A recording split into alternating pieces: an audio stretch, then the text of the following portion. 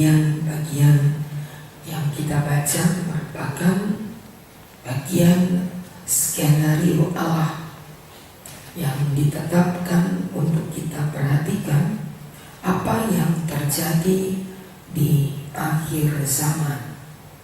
Skenario bagi kita sebab ayat-ayat yang kita baca merupakan bagian kemenangan terakhir dan Tuhan menjadi raja di Yerusalem.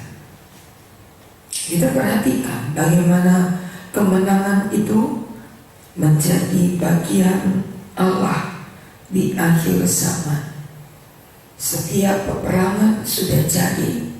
Setiap kita, bukan keluarga tapi setiap pribadi kita alami peperangan demi peperangan. Dan kata di dalam ayat 16, maka semua orang, Mariaki Sakarya 14 ayat 16, semua orang yang tinggal dari segala bangsa yang telah menyerang Yerusalem akan datang tahun demi tahun untuk sujud menyembah kepada Raja Tuhan semesta alam dan untuk merayakan hari raya Pondok Daun. Tetapi bila mereka dari kaum di bumi tidak datang ke Yerusalem, maka untuk menyembah Raja Tuhan Allah semesta alam, kepada mereka tidak akan turun hujan. Ingat, kita kemarin telah melihat di pasal 10 ayat 1 bagaimana teriakan minta hujan. Lalu kita temukan di ayat-ayat pasal 14 bagaimana orang yang tinggal, orang yang tadinya menyerang Yerusalem, mereka harus tunduk, harus tahu bahwa Tuhanlah Allah semesta alam untuk setiap kita sujud di hadapannya. Bagi mereka yang tidak tunduk, bagi mereka yang tidak sujud, bagi mereka yang tidak menyembah Raja, mereka tidak akan turun hujan. Masih berkaitan dengan pasal 10, ketika Allah kirimkan hujan, tapi ada orang-orang yang tidak akan mendapat curahan hujan, yaitu mereka yang tidak sujud menyembah Allah. Yoel 2 mengatakan, aku akan mencurahkan setiap rohku kepada setiap daging. Mempunyai kalimat yang harus kita mengerti, yaitu mereka yang menyembah Raja. Bagi mereka yang tidak menyembah, maka tidak ada hujan. Yang ada ayat 18, mereka akan mendapat tulah yang ditimpakan Tuhan. Hukuman ini merupakan hukuman seperti kepada Mesir, dan dosa mereka tidak dipulihkan. Mereka akan mendapat satu hati yang keras karena tanah hati mereka tidak disiram hujan, tidak menjadi lunak. Hati mereka menjadi hati yang kering dan keras. Ada dua kelompok.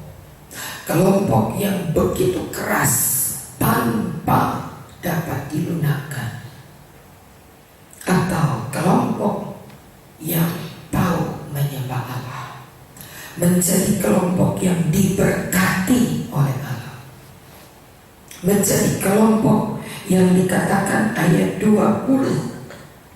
kuali-kuali, bokor-bokor akan dibawa kepada penyiraman di depan mezbah, dan di atas setiap perkakas orang meletakkan nama kudus bagi Tuhan.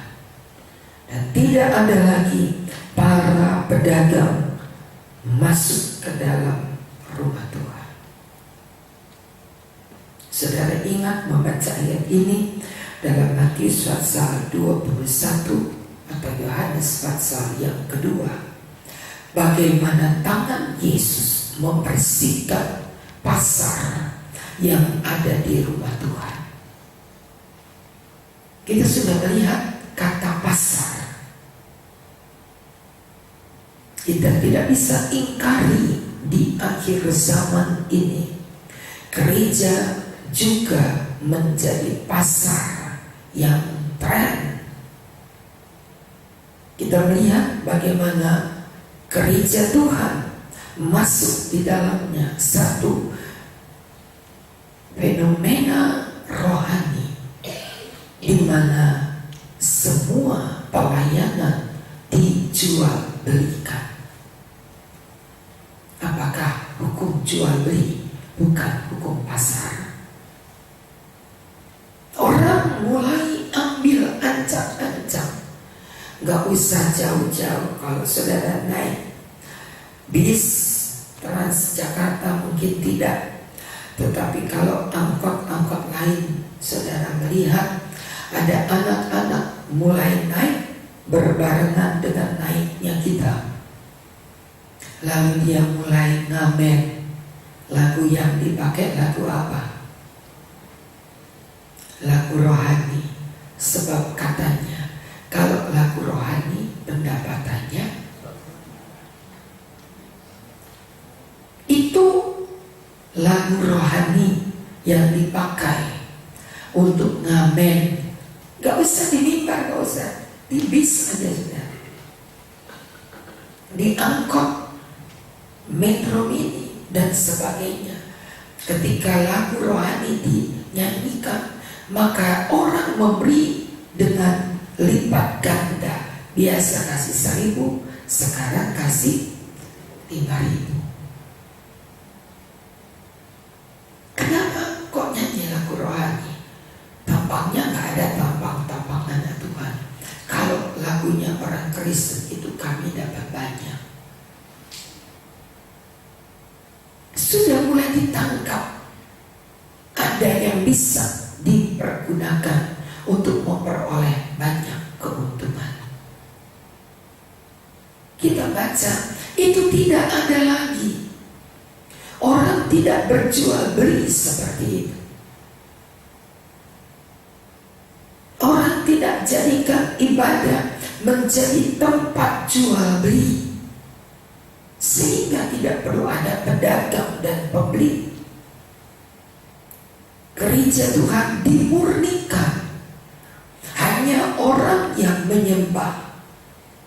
Kursi-kursi tempat orang duduk beribadah diobrak-abrik, sebab sudah dijadikan tempat orang jual beli binatang.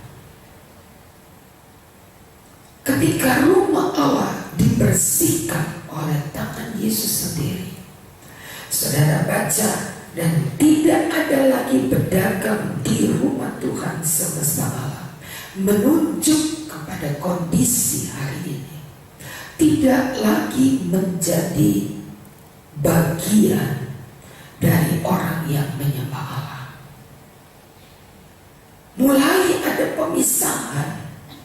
Bukan cuma tanah kering dan tanah yang lunak, tetapi ada kelompok orang yang menyembah Allah. Ada kelompok orang yang bukan cuma sekedar tidak menyembah, tapi mendurhaka kepada Allah. Sebab setiap kekerasan hati orang adalah pemberontakan kepada Allah. Allah harus bereskan. Di kelompok ini dipagari, kelompok Yerusalem dipagari.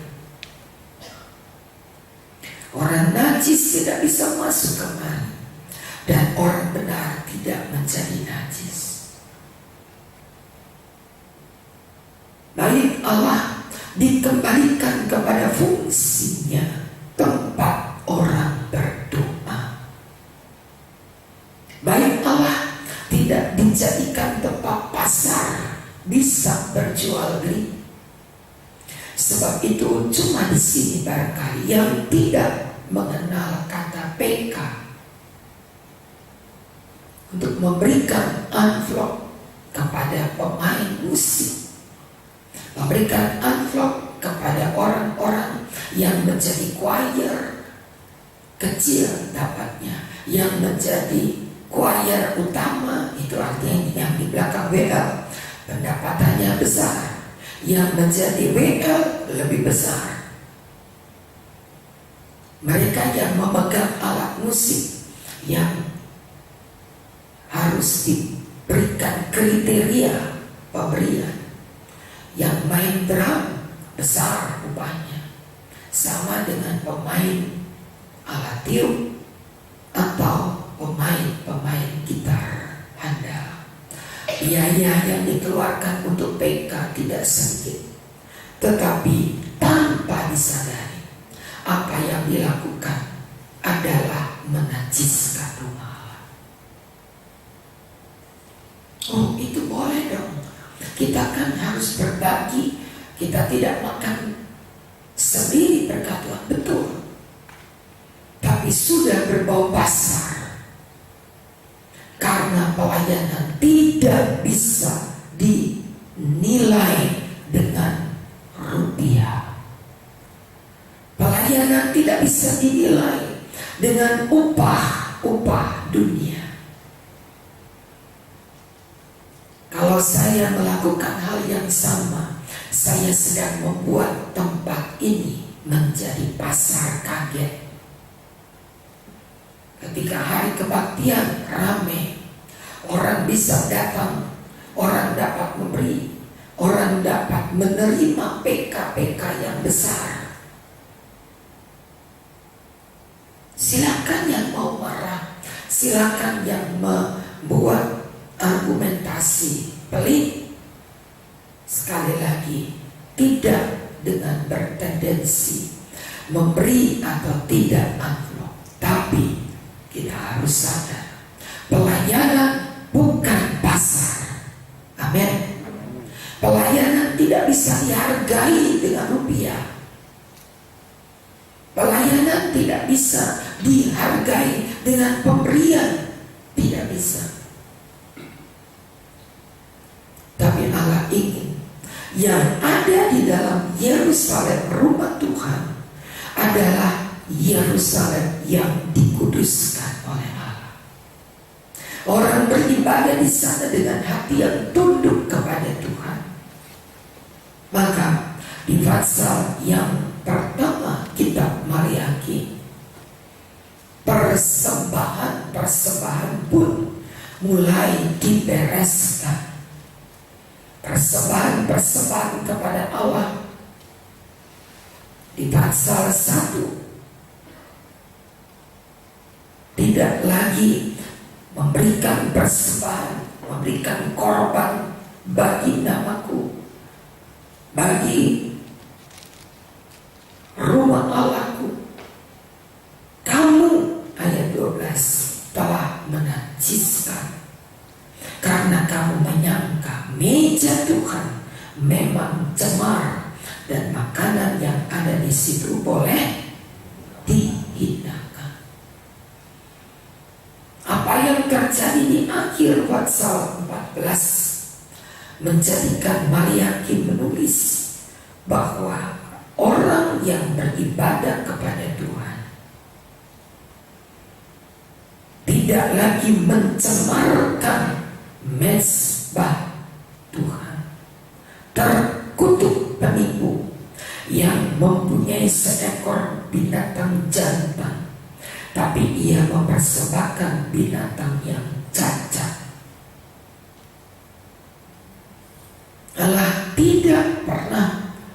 boro-boro menerima korban yang cacat. Hati yang memberi persembahan kepada Allah menjadi ukuran pemberian saudara. Bagaimana hatimu ketika mempersiapkan persembahan kepada Allah? Allah sedang perhatikan. Kalau tadi tidak ada lagi di Yerusalem tempat orang berjual beli, lalu kita lihat yang menjadi sorotan Allah, tidak ada satu korban yang cacat kau berikan kepada Tuhan. Pasal 1 kitab Maleakhi mengingatkan kita bagaimana kita dengan benar-benar dapat beribadah dan mempersembahkan apa yang berkenan kepada Tuhan. Orang menyembah Allah, jangan kita yang menyembah Allah tidak mengerti apa yang Allah kehendaki. Belajarlah untuk tahu. Perhatikan hidup kita, tidak menjadi seorang hamba Allah yang sangat rindu pelayanan, tetapi kita lihat bagaimana pelayanan itu tidak bisa dihargai dengan rupiah. Terkutuk, kata firman Allah, yang melayani berdasarkan upah. Allah sedang perhatikan di akhir zaman ini, mata Allah lebih jeli melihat. Di bagian akhir sejarah ini, kita tak pernah tahu jadi apa tahun depan. Tapi satu hal yang kita harus perhatikan, jangan cemari ibadahmu dengan perkakas-perkakas yang diperuntukkan bagi diri sendiri. Perhatikan ibadahmu. Allah tidak pernah membiarkan ada korban-korban kain naik. Allah tidak pernah mau ada persembahan kain yang Tuhan kemudian berkata, dulu aku tidak suka, sekarang boleh deh. Allah tidak pernah menantikan korban seperti itu. Tapi satu perkara, Allah lihat persembahan ibu janda sekeping, diletakkan dengan sangat hati-hati agar tidak berbunyi nyaring. Dan kita tahu adalah pemberian yang berkenan kepada Allah, adalah ibadah yang berkenan kepada Allah. Allah sedang mempersiapkan bokor-bokor yang kudus bagi Tuhan, ditulis di atasnya. Kudus bagi Tuhan, bukan tempat berjual beli. Murnikan pelayanan kita, murnikan ibadah kita, murnikan apa yang Tuhan terima dari kita. Tidak ada udang di balik batu, tidak ada motivasi di belakang pelayanan kita. Murnikan ibadah kita, amin. Supaya benar-benar Allah berkenan. Ini akhir zaman, saudara. Tidak mau ikut-ikutan saya dengan yang lain, bukan menunjukkan diri sok benar, sok suci, sok tidak ikut-ikutan, tidak. Tapi kalau itu tidak ada di dalam Alkitab, bahkan menjadi kebencian Allah, jangan ikuti. Supaya ibadah kita murni bagi Tuhan. Apapun, sekecil apapun pelayanan kita, jangan pernah menuntut apapun supaya murni apa yang kita berikan kepada Allah. Jangan. Ini sedang dikerjakan, mata Allah jeli lihat. Kalau ada amplop terselip, oh itu kan hak, itu kan bagian. Ada kok di dalam Alkitab, betul. Orang yang memberitakan firman akan makan dari firman, betul. Tapi bukan upah. 1:9 di sana dikatakan, ayatnya memang ada, kita baca ayat itu dalam 1 Korintus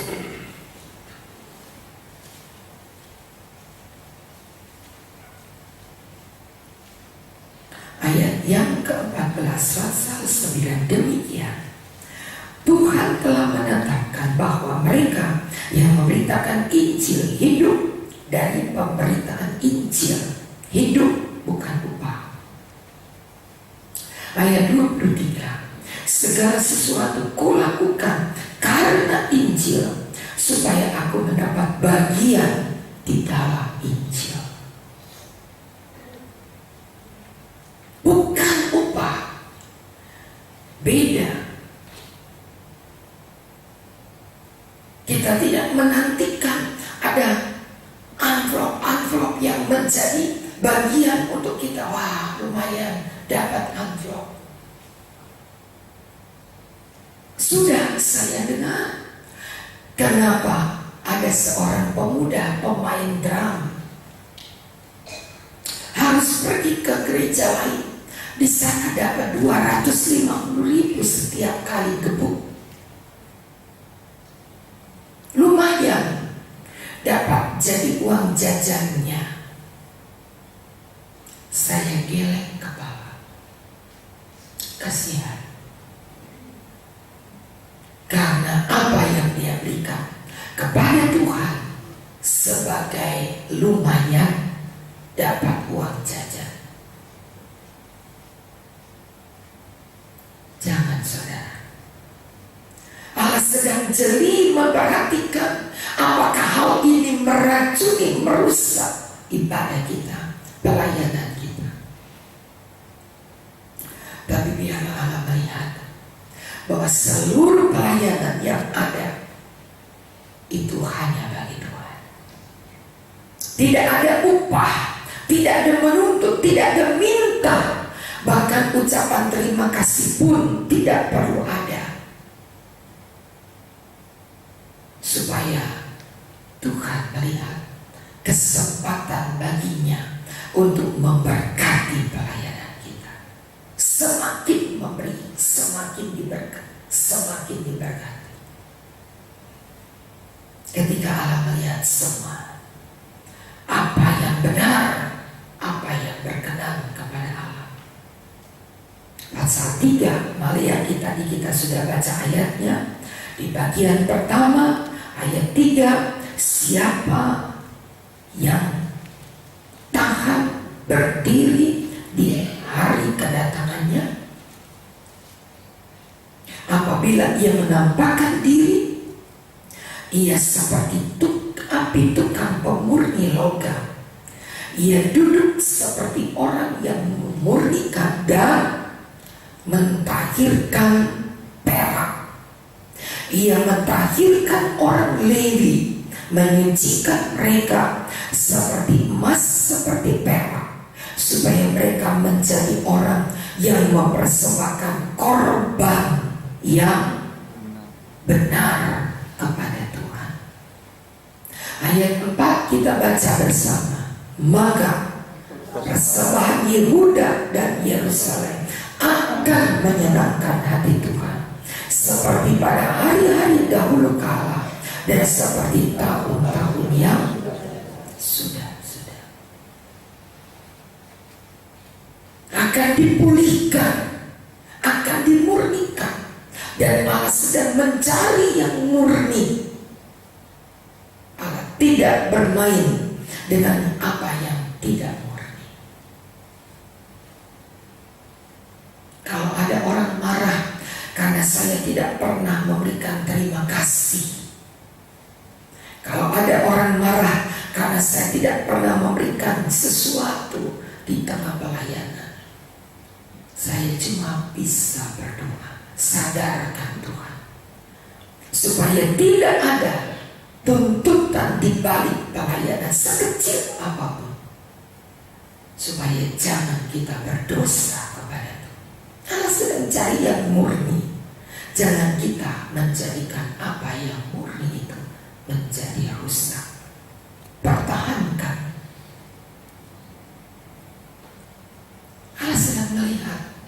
sedang meneliti setiap ibadah kita.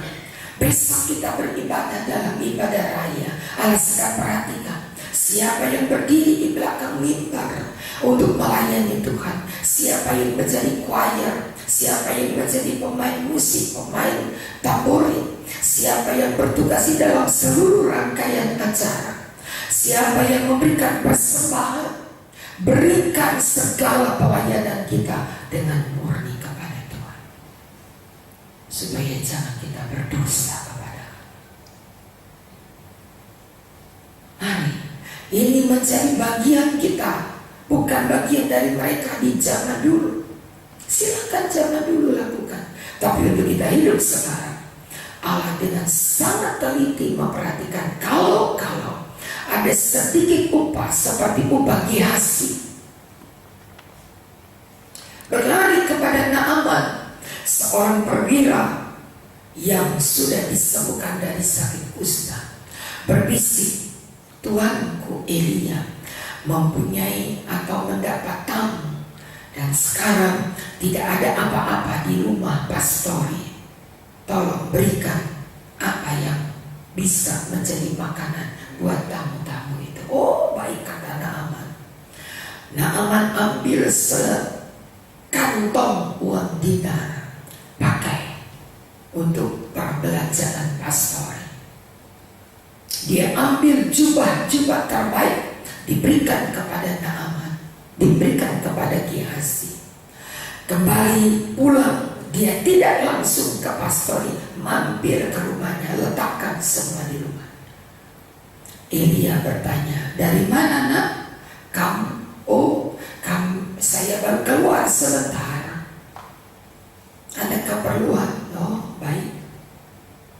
Kusta yang dibuang dari Naaman akan menjadi kusta bagimu.